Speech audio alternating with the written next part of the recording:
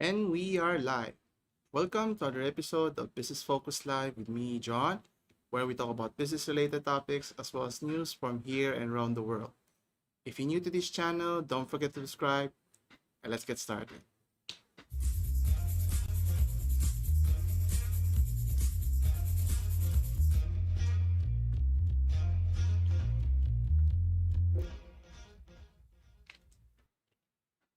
And we're back. Thank you again for joining me. So, today we have several topics to cover. So, we have Amazon who's planning to release a new TV series based on a popular film franchise. Next, we have Sony.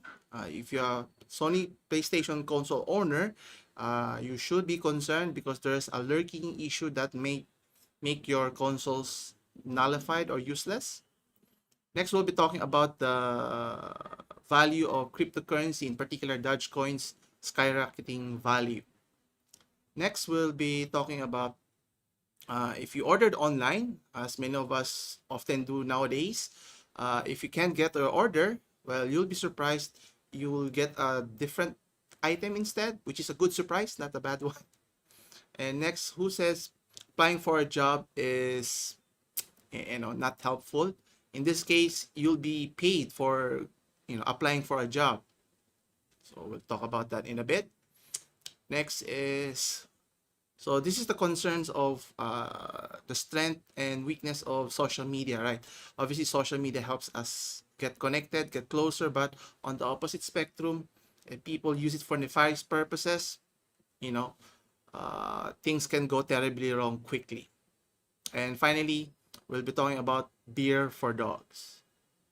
So, so to start off, so as mentioned earlier, so Amazon, the tech giant, the e-commerce giant that we know of, is producing a new TV series based on the one of the more popular, successful film franchises, The Lord of the Rings, which is set to cost them at least 465 million or $500 million for the first season alone, according to CNBC here. So, where's the article here? There you go. So, according to the article, it mentions that it's going to be the largest sum of any studio has spent to produce a single season. So, on television to be exact. And in comparison, if you're familiar with HBO's Game of Thrones, which only cost around 100 million per season. Now, speaking of 100 million, that's already a pretty significant amount, akin to producing a film for movie release, right? And what's interesting here is that Amazon has shelled an additional 250 million just for the right to be able to use Mr. Tolkien's property way back in 2017 here. And obviously, Amazon is planning to recoup this investment by at least filming, making 5 seasons in the country and even produce a possible spin-off series if it were a success. I think they're trying to copy how Game of Thrones went. I think there's HBO is making a prequel to the Lord of the Rings, the Game of Thrones series that was aired before. Now, obviously, spending this amount of money, it triggered a tax rebate, which is a good for Amazon in the amount of 114 million. But obviously, it's a big financial risk for the country of New Zealand, according to the country's treasury. Now, obviously, this outweighs the negative aspect of the risk because of the production. It will bring a financial boost for the local economy, which is tremendous, right?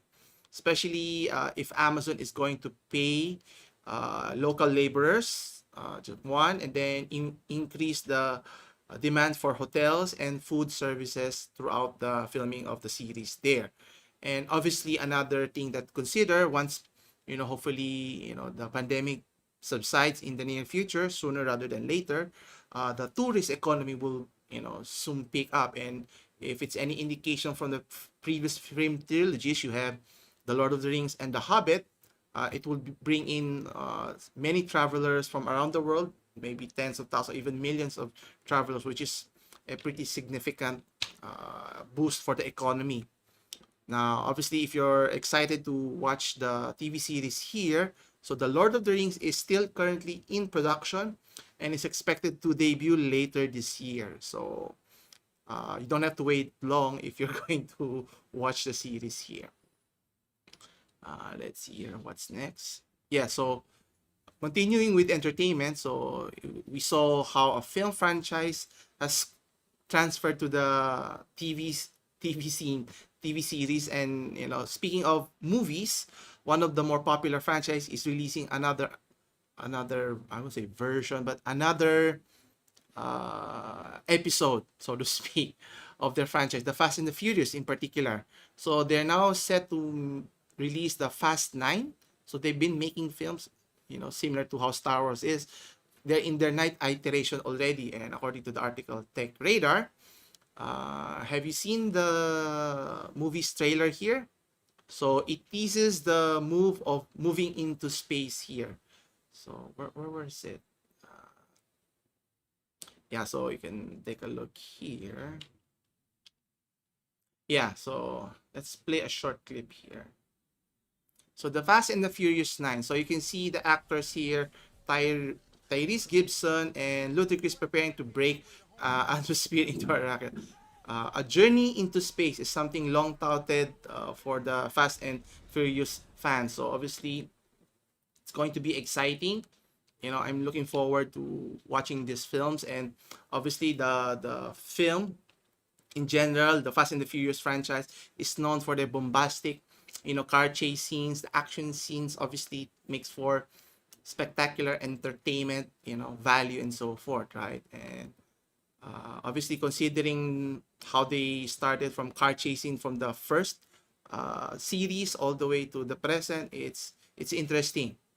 Now, obviously, they're known for their increasingly, no pun intended, ludicrous vehicular set pieces. So, explosions, jumping, flying, now going into outer space here. So, how did they come about? Now, according to the director, where was it? Where's the article? There you go. Now, according to the director, the ninth installment of the film was indeed heading into that direction of going into space. Now, as obviously seen in the article, and he also mentions that obviously they made the jump, or the set piece is not just to make for shock value, but it takes into account that it's based on the theme. Obviously, it's based on cars, the action scenes, and it's based on the character journey here. So obviously, it has to feel natural in a sense, realistic in a sense, that something those characters would actually do, or otherwise you will lose the immersion of the movie experience, right? And obviously they mentioned that they felt it was very appropriate, from car chasing, as mentioned, fighting tanks, submarines, and then chasing an airplane on the tarmac is another. So they can only increase the scale here as they go to a next version of the film. So taking a car into space is, makes sense, so to speak. And what's interesting here, the director also mentions that he even spoke to scientists to learn more about the fuel and physics dynamics to incorporate in the movie itself. Now, I don't know how accurate the car chasing is going to be, but obviously it makes a compelling case, but it's more for entertainment purposes rather than more for realism, so to speak. So I'm sure a lot of people will be commenting on that one. Anyway, so similar to the Lord of the Rings TV series, you don't have to wait long. The Fast and the Furious 9's movie will be released later this year. Now, it would be released earlier, not following the trailer earlier you saw. It will be released late in June 25th, 2021. So, here's to seeing more car action scenes. Now, I think based on the trailer, you will see an additional new character. Supposed to be the antagonist here is all of a sudden the main character of Vin Diesel has a long lost brother. So after several films releases, all of a sudden there was a brother incorporated to the story. But this is fictional stories, right? As long as it's a compelling one, it's a good story. If that's the case, then doesn't matter how realistic is that. Anyway, next we have Yes. Speaking of, console owners, so if you own a PlayStation console, whether it's PS3 or PS4 console, you should be concerned in terms of a software, I won't say glitch, but a software that can kill your consoles. And according to the article here in arstechnica.com, it mentions the issue lurking in the older PlayStation is the internal timing system that threatens the eventuality of every PS3 and PS4 games downloaded, purchased, unplayable, which is kind of surprising when I first heard the news. So the issue here, it's not a matter of if it will happen, it's a matter of when it will happen. So as the years go, especially for PS3 consoles, I have one. So in the not too distant future, if this problem persists, you cannot use your consoles anymore here. So let's see the article here. There you go. So as mentioned, so what is this all about? How can you break your console here? Now, it mentions it pertains to a firmware issue, ticking firmware time bomb, so to speak. And it has been known for some time from other people, and this has only grown its attention since the Sony's recent announcement to shut down their PlayStation network for the PS3, PSP, as well as Vita games there. So obviously, shutting down the PlayStation network is not a big issue, especially for players who already bought the game. Existing players who already bought, you can re-download it with no issue and so forth. But the eventual shutdown of PSN servers is a totally different issue, because eventually when the servers shut down, how can you access still the games? Which is, I thought they were trying to encourage people to buy games online and so forth. So one would wonder what's the main problem here, and it all stems from the CMOS battery, which is inside your console. So it's a battery that keeps track of time, in a sense. Yeah, keeps track of the current time, even if when it's unplugged. So it's similar to how your watch works. So it keeps on ticking whether you're using it or not.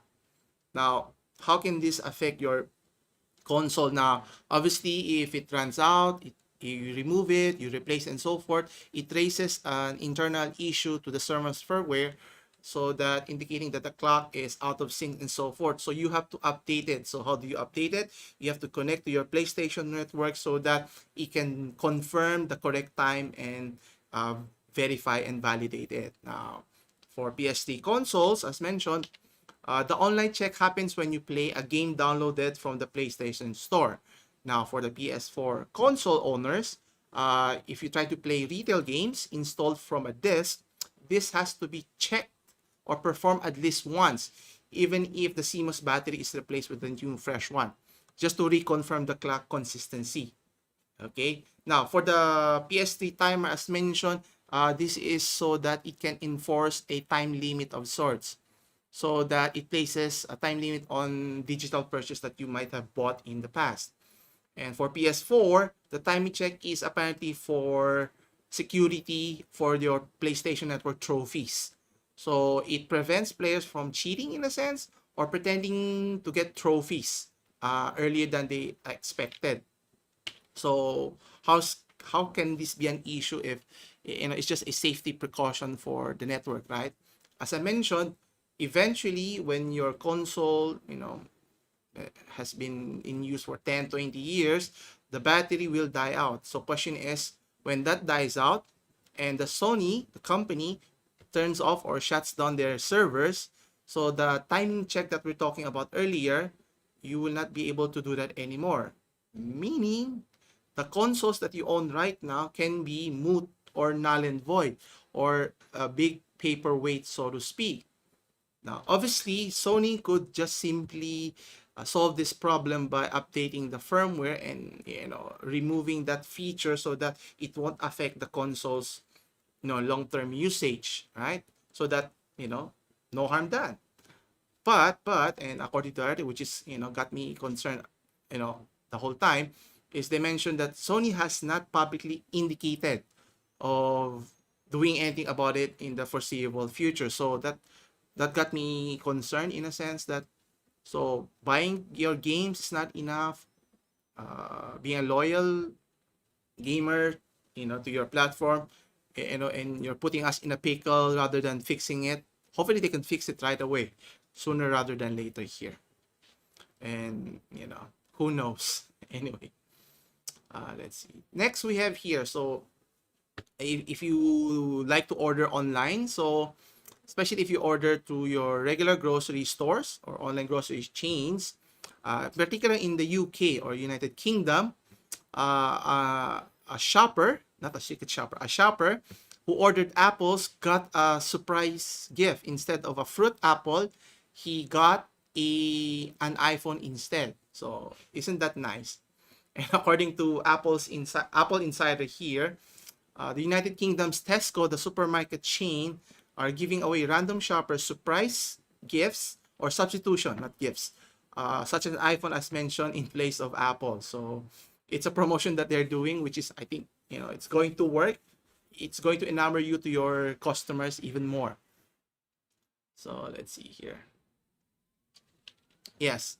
So the Tesco chain, as mentioned, has seen an increase in the click and collect food shopping. Now, obviously, people are stuck at home, concerned with the pandemic that's going on still.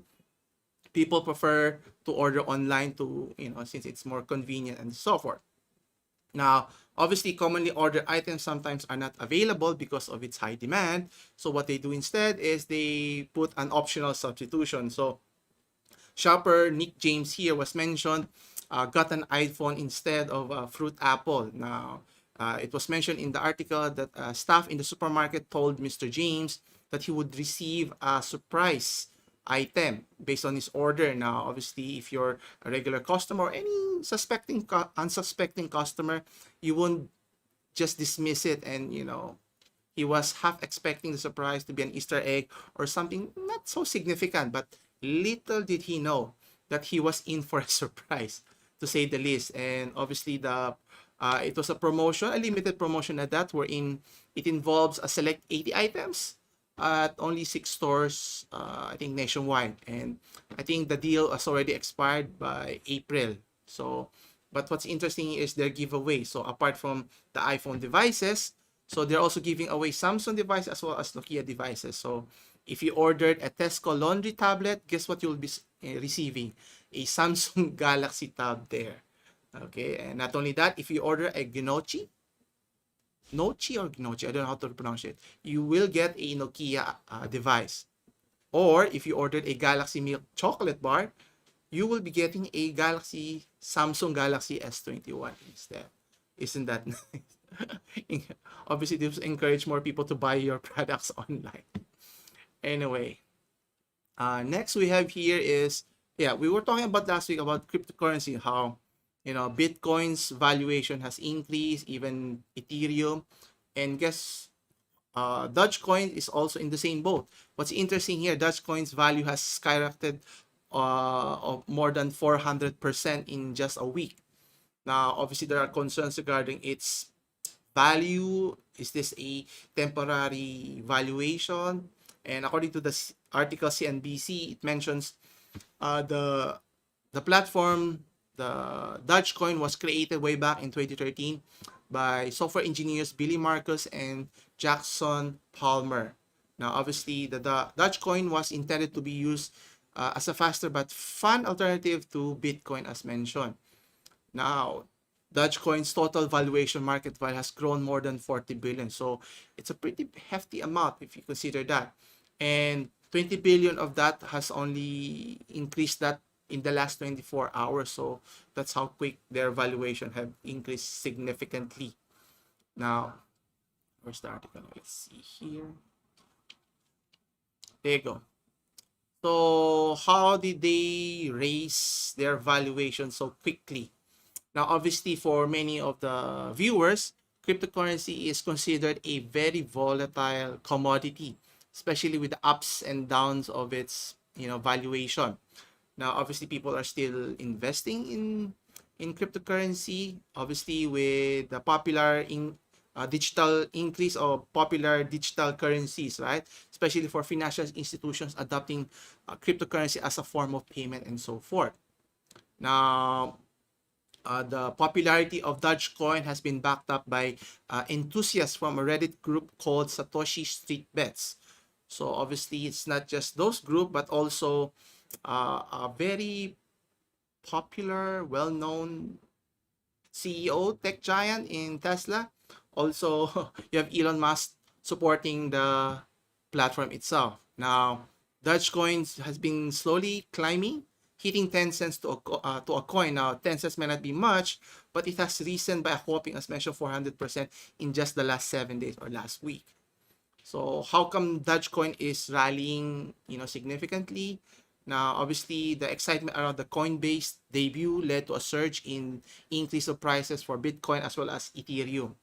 So Bitcoin has reached already 64,000.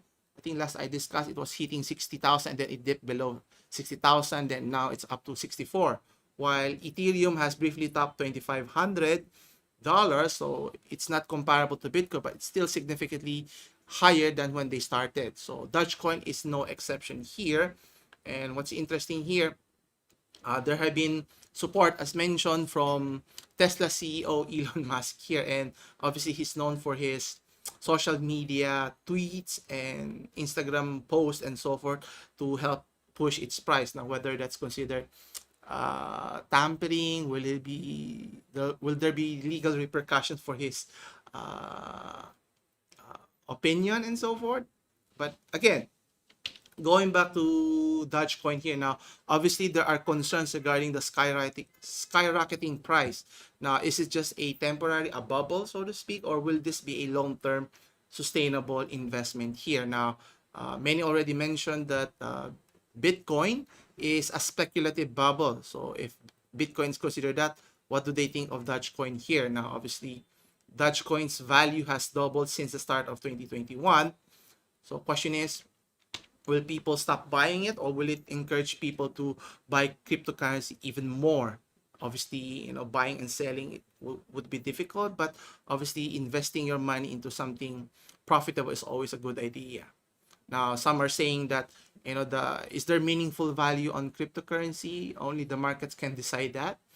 Obviously, others are thinking that, others will pile in, keep on investing, pushing the price up, and obviously others, what will they do is sell off a portion of it just to make a quick buck. Now, if everyone were to pull out their investment, will it burst the bubble, so to speak?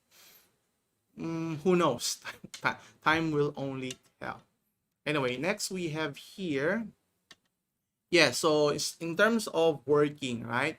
It used to be you applied for a job to earn an income. In this case, with times are tough, especially with the easing of the lockdown. So companies are having a hard time, finding applicants. So what do they do instead? So they are paying people to show up for a job interview, which is kind of interesting if you think about it. Where was the article? There you go. So according to businessinsider.com, a McDonald's franchise in Florida is paying people $50 just to show up for a job interview. Guess what? It's not attracting many applicants here. So you have here Blake Casper, the franchisee who owns the restaurant, mentions that the general manager and the supervisor came up with the idea, obviously to attract applicants for the position. Obviously, if you need employees, because of the easing of the lockdown, so people are able to go out buy their products. So there's a demand for your services, and you don't have employees. That could be a big problem here. Where was it? There you go. So reopening business across the nation, so not just in the United States, but elsewhere. So hiring people is very important. Now, obviously, in particular in the United States, the enhanced unemployment benefits, meaning the stimulus checks that they've been getting, has cut the number of possible applicants. So others are very hesitant to go back to work since they're being supported by the government. And it has made it difficult to hire workers ever since. So offering $50 just for an interview, is it enough to convince you? $50, that's how much? 2,500? And not enough. Anyway, So what they did instead, they looked for other ways. So they mentioned they had success from referral programs.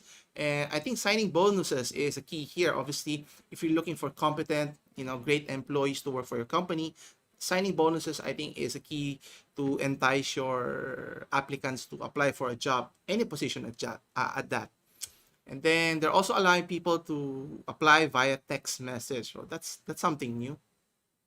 Now, obviously, the labor shortage is forcing, businesses, or in this case, the franchise says, to raise wages, which is, I think, another way to entice, applicants to apply. Now, obviously, in the fast food industry, raising wages to $12 is not convincing a lot of people unless you are desperate. Now, obviously, in the restaurant business, you are desperate to hire workers. Is what do you do now? According to a survey made by the National Federation of Independent Business, almost half of the businesses, or small business, 42%, said they had job openings, but no one is applying, or they could not fill it. So it just goes to show that workers having more options compared to the past. And obviously, what can the businesses do here? So where was it? There you go. So it's not just that, not just having options, but also, the opportunity of the gig economy is another one, offering them more income and more flexibility here. So question here is, what can, any company, any business do to entice applicants to apply here? Now, according to McDonald's, they mentioned that they're ramping up their recruitment efforts, especially leading up to the summer. Obviously, summer vacation, summer break or spring break is a big thing in the United States, and obviously businesses can take advantage of the boom there. But how safe it is a totally different matter. But obviously, for business, you need to have people to run the business. Without it, it's difficult to have a one-man show, in a sense, here. Anyway, next we have here. So in terms of gaming, now the story here is somewhat peculiar and interesting in a sense. So there was a game, if you're not familiar, Path of Exile. It's an action RPG, which is a good game in itself, but that's not the main problem here. There was an issue based on sort of user, Reddit user, gamer, so to speak, that led to some social media uproar and so forth. And the story had some twists and turns. So anyway, so according to the article here, PC Gamer, they mentioned, as mentioned, the Path of Exile, which was developed by Grinding Gear Games, said that there was an issue regarding a disabled person playing the game was banned from playing Path of Exile for using macro keys to help them play. Now, macro key is a way to sort of fast track certain movements, so you can pre-program that key and so forth, so you can be more efficient in playing. Now, obviously, it sparked discussion and outrage through social media, especially in Reddit. And it mentions that the game requires players to frequently use potions to survive. Where was it? Okay, where was it? There you go. To survive, as mentioned. And what the heck? There you go. It mentions you have to use the potions to survive, which are bound to number keys. That's why if you're a disabled person, you're using macro keys to help you have a better experience here. And the number keys, you need to press it every few seconds. Now, if you have physical disability, obviously you have to use a macro key to be able to enjoy the game. But that's not the problem here. So obviously, based on the statement mentioned by that player, if you're a human being with disability, you're using Mac, is that considered cheating and so forth? So does it necessitate you being banned from playing the game here?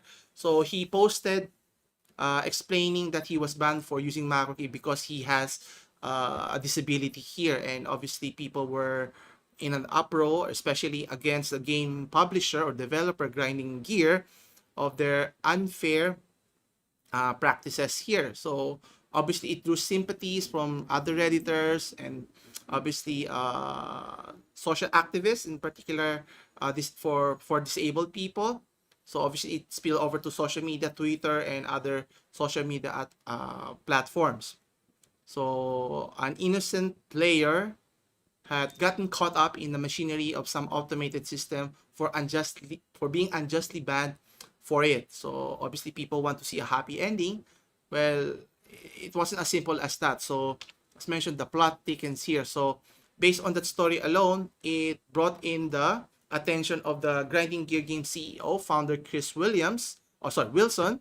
So the ban was mentioned, so it was being investigated. But to their surprise, they couldn't find any cases of a player being banned that matched that details that was mentioned earlier. And then here's the twist. Not the twist. That's a little bit. So obviously the backlash has been keep on going and growing. So disability advocate like able gamer Steven Spone were discussing the incident and trying to rectify the issue and so forth. But here's the twist. So, and then that gamer posted a tweet, not a tweet, a Reddit, and admitted that the whole thing was made up, meaning it was fictional. It was not true. Whether he was not disabled, there was no ban that occurred, and so forth. And here's the thing that he mentions why he made it up. So he claimed that he was an educator who was teaching their class of how easy it is to manipulate public opinion and discourse through social media. Now, if you're an educator, that's a terrible way to showcase how social media can be, can be taken advantage. The fact that you did it, it already goes to the point that, that's not the right way of showing it. And apart from that, he also justified why spreading the lies and blamed Redditors should have seen through the bullshit and so forth. So anyway, so meaning, blaming other people for doing something terrible like this one, lying about it.